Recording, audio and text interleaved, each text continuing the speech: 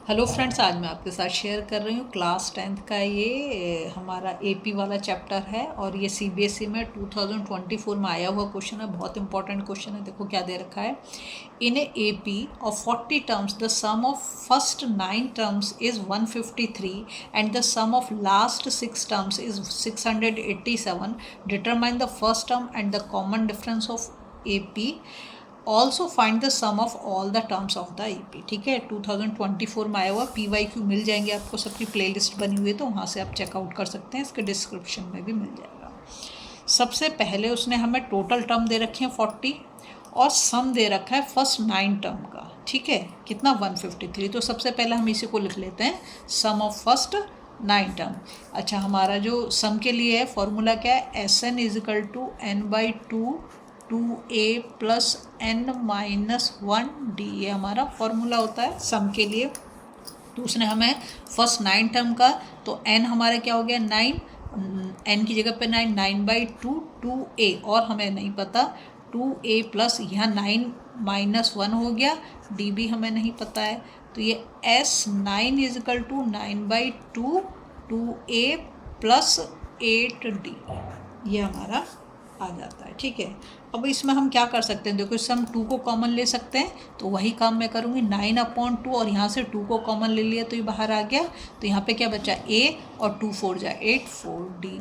इस 2 से ये 2 कैंसिल हो जाएगा, तो 9 is equal to a plus 4d।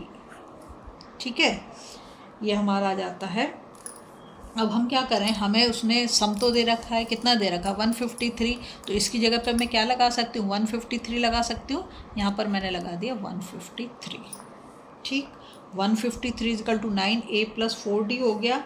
और ये इसको यहाँ मल्टीप्लाई में तो दूसरी साइड ले जाऊँ तो किस में आ जाएगा, डिवीज़न में आ जाएगा। 9 is equal to a plus 4d, और 9 से अगर हम इसको काट के देखें, 9 1 जा 9 और 9 7 जा 63, तो ये आ जाता है 17 is equal to a plus 4d। ठीक है, तो हम इसको सीधा कर देते हैं, a plus 4d is equal to 17। ठीक है, और सिर्फ यहाँ पे मैं a की वैल्यू निकालना चाहूँ तो क्या लिखूँगी, a इजकल टू 17 और 4d को उधर ले गई तो माइनस का हो गया, तो यहाँ पर हमने इक्वेशन 1 बना दी। ठीक है, अब हम क्या करेंगे, उसने जो हमें दे रखा है आगे क्वेश्चन में, उसने दे रखा है and the sum of the last 6 term, last 6 term का भी सम दे रखा है उसने। फर्स्ट 9 का दे रखा है, लास्ट 6 का दे रखा है। ठीक है, और हमसे पूछ रहा है कि हमें फर्स्ट टर्म पता करनी है, हमें कॉमन डिफरेंस पता करना है एपी का, और sum of all the terms of AP, मतलब 40 का सम भी निकालना है। इतनी सारी चीज़ें उसने हमें निकालने के लिए बोल रखी हैं। तो क्योंकि हमें फर्स्ट 6 टर्म का वो पता है, तो हम फॉर्मूला बना देते हैं। क्या बना देंगे, S40 minus S34 is equal to, उसने दे रखा है हमें कितना 687 क्वेश्चन में, तो 687। देखो ज़्यादा कंफ्यूज मत हो, क्योंकि उसने हमें सम ऑफ लास्ट 6 टर्म दे रखा है जो कि 687 है। तो सम ऑफ लास्ट 6 टर्म क्या होगा, यहाँ पे लिख देती हूँ मैं, सम ऑफ लास्ट 6 टर्म्स। तो उसने हमें बोल रखा है, वो हमें दे भी दिया है, 687 दे रखा है। तो अगर हम 40 से 34 को माइनस कर दें तो हमारा निकल जाएगा, है ना। S40 जो है, अभी तो हमें नहीं पता है S40 क्या है ना, पर यहाँ पर जो हमें चीज़ मिल जाती है वो क्या मिल जाती है, इसको मैं दोबारा से लिख देती हूँ, S40 minus S34 is equal to 687। अगर मैं इसे फॉर्मूले में लगाऊँ तो क्या हो जाएगा, n/2 2a, ऐसे ही करेंगे ना, तो मैं वही काम कर रही हूँ। तो n यहाँ पे हमारा क्या हो जाता है, n हमारा यहाँ पर 40 हो जाता है। ठीक है, तो 40/2 2a जो है हमारा, चलो पहले मैं फॉर्मूले में ही लगा दूँ, 2a प्लस n-1, n हमारा कितना है, n हमारा 40 है, तो 40 - 1 और d। ठीक है, ये हो गया। इसके बाद हम क्या करेंगे, दूसरा काम, अब दूसरा वाला S34, तो n कितना हो गया 34, तो 34/2, n/2 होता है ना, 34/2, और यहाँ पर 2a प्लस 34 - 1 और d। ठीक है, ये हमने इसके फॉर्मूले में इसकी वो लगा दी, इससे कट जाएगा 220 जा, है ना। अब क्या करेंगे हम इसको आगे लिख देते हैं 2a प्लस 39d, 40 से 1 माइनस किया तो ये हो जाएगा माइनस 2 से ये भी कट जाएगा, 2 1 जा 2 और 2 7 जा 14, तो हो गया 17। यहाँ पर 2a प्लस 34 से 1 माइनस कर दिया 33d। ठीक है, ये हमारे दोनों की दोनों आ गई। और हमें नहीं भूलना ये किसके इक्वल है, 687 के, 687 का ये भी हम लिखते जाएंगे साथ साथ में। ठीक है, अब देखो 20 को अगर मैं 2a के साथ मल्टीप्लाई करूँगी, मतलब मल्टीप्लाई होगा, ब्रैकेट है, तो कितना हो गया 40a हो गया। और 20 को मैं 39 के साथ मल्टीप्लाई करूँगी तो 0 और 2 9 जा 18 और 2 3 जा 6 और 7 80d हो गया। ठीक है, उसके बाद हम क्या करेंगे, माइनस 17 को 2 के साथ मल्टीप्लाई करेंगे 34a प्लस, अब हम 33 को 17 से मल्टीप्लाई करेंगे तो हमारा आ जाएगा, कर देते हैं 17 3 जा 50, हाँ 17 3 जा 51, तो ये तो हमारा हो गया 5 और 17 3 जा 51, 51 और 5 हो जाएगा 60, 17 3 जा 51, 5 कैरी हो गया, 17 3 जा 51 और ये हो गया 56। ठीक है, 561d इज इक्वल टू 687। ठीक है, अब हम क्या कर सकते हैं, देखो ये माइनस में ये प्लस में, तो 40 से अगर 34 को मैं माइनस कर दूं तो ये 6a आ जाएगा और 780 प्लस में है और ये हमारा, ये भी हमारा किस में है, इसको इससे मैं माइनस कर दूं, किससे, 780 से अगर मैं 5, मतलब यहाँ पे हमें वो लगा देना चाहिए 561 किससे कर रहे हैं हम, 561 को 780 से, तो ये हो गया 9 और यहाँ पे 7 से 6 गया 1 और यहाँ पर तुम्हारा हो गया 7 से 5 गया तो 219, तो ये हो गया हमारा प्लस का 219d। देखो इससे मैंने इसको माइनस कर दिया, यहाँ पर क्योंकि माइनस है तो ये दोनों के दोनों ऐसे होगा। ठीक है, अब हम क्या करेंगे, नेक्स्ट काम, ये हमारा इक्वल है 687 का, इसको हमें बिल्कुल भी नहीं भूलना है। तो अब इसको जो है हम किससे डिवाइड कर सकते हैं, किसी से डिवाइड हो सकता है या कॉमन ले सकते हैं हम, इसमें से हम इसको कर सकते हैं 3 से।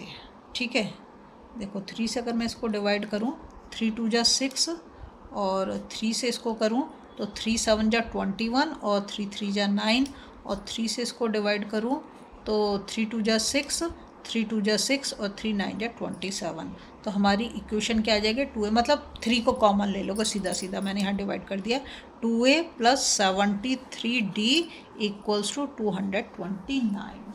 ठीक है, ये हमारी इक्वेशन 2 आ गई। इक्वेशन 1 ये थी और इक्वेशन 2 हमारी यहाँ पर ये आ गई। अब हम क्या करेंगे, इसकी वैल्यू सब्स्टिट्यूट कर देंगे a की। ठीक है, यहाँ पे मैं लिख देती हूँ, क्या लिखेंगे,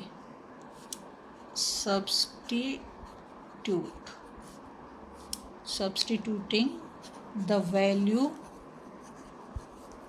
of a from equation 1। Equation 1 हमारी ये रही, a is equal to 17 minus 4d, इसको मैं लिख देती हूँ, a is equal to 17 minus 4d, ये इक्वल का साइन है। ठीक है, ये हमारी इक्वेशन 1 है, तो इसको हमें यहाँ पे वैल्यू को सब्स्टिट्यूट कर देना है। तो हमारी जो आई है इक्वेशन क्या है, 2a plus 73d is equal to 229, a की जगह पर अगर मैं इसे लगाती हूँ तो 217 minus 4d plus 73d is equal to 229। ठीक है, नेक्स्ट काम क्या करेंगे, इसको इसके साथ मल्टीप्लाई करेंगे तो क्या हो गया 34 minus 8d plus 73d is equal to 229 और 34 तो अपनी जगह पे रखते हैं और इसको इससे माइनस कर देते हैं। तो 13 से 8 गया तो 5 और ये हो गया 65D। ये किसका होगा? प्लस का होगा, प्लस का नंबर बड़ा है, इजिकल टू 229 और 65D इजिकल टू 229 और इस 34 को हम इधर ले जाते हैं तो माइनस का हो जाएगा 34। तो 65D इजिकल टू, इससे 9 से 4 गया तो 5 और यहाँ पे 12 से 3 गया तो 9 और ये 195 हो गया। तो D इजिकल टू 195/65 और ये इससे हो जाएगा 3 टाइम्स। ठीक है, तो D की वैल्यू कितनी आ गई? 3। ठीक है, D की वैल्यू हमने 3 निकाल दी। अब क्या करेंगे, हम इसे इक्वेशन उसमें लगा देंगे, किसके अंदर, यहाँ पर लगा देंगे हम इसको। D की वैल्यू निकाल ली हमने और A हमारे पास है तो इसमें हम लगा सकते हैं इस वैल्यू को, बिल्कुल लगा सकते हैं। तो A + 4D इजिकल टू 17। ठीक है, देखो मैंने कुछ नहीं करा, ये हमारी इक्वेशन 1 है ना, 4D को मैं इधर ले गई तो ये प्लस का हो जाएगा। A + 4D इजिकल टू 17 है ना, तो 4D को इधर ले जाएंगे तो प्लस का हो जाएगा। तो यही काम मैंने यहाँ पर करा है। अब क्या करेंगे, A + 4 और D की वैल्यू 3 इजिकल टू 17। तो A + 4 3 = 12 इजिकल टू 17। तो A इजिकल टू 17 - 12, तो A की वैल्यू कितनी आ गई? 5 आ गई हमारी। ठीक है, तो फर्स्ट टर्म तो हमारी निकल गई। फर्स्ट टर्म क्या हो गया हमारी? AP की 5 हो जाएगी। ठीक है, और कॉमन डिफरेंस भी हम निकाल चुके हैं 3। तो अब हमें क्या निकालना है? हमें सारी टर्म का सम निकालना है। तो वो क्या होगा? S40 है ना, टोटल टर्म कितनी है? 40। तो क्या हो गया? n/2 मतलब 40/2 और ये 2A हमने निकाल लिया अभी 5 प्लस n - 1 मतलब 40 - 1 और D हमने कितना निकाला? 3। ठीक है, तो 2 से इसको हम डिवाइड कर देंगे तो ये आ गया 20 और 5 2 = 10 और 39 × 3। तो ये हो गया हमारा 20 और ये 10 प्लस इसको करेंगे 3 9 = 27, 2 कैरी ओवर, 3 3 = 9 और 2 11। ठीक है, इसको इसके साथ हम ऐड करेंगे तो ये हो जाएगा हमारा 127 इंटू, क्योंकि ये तो ब्रैकेट के बाहर है। अब हम इसको इसके साथ मल्टीप्लाई करेंगे तो क्या आ जाएगा? एक तो 0 और 2 7 = 14, 1 कैरी ओवर, 2 2 = 4 5 और 2 1 = 2, तो ये आ जाता है 2540। तो हैंस लिख देंगे the sum of 40 terms is 2540 और यहीं पे हमारा क्वेश्चन फिनिश हो जाता है। अगर आपको वीडियो पसंद आ रही है प्लीज़ लाइक शेयर सब्सक्राइब करें।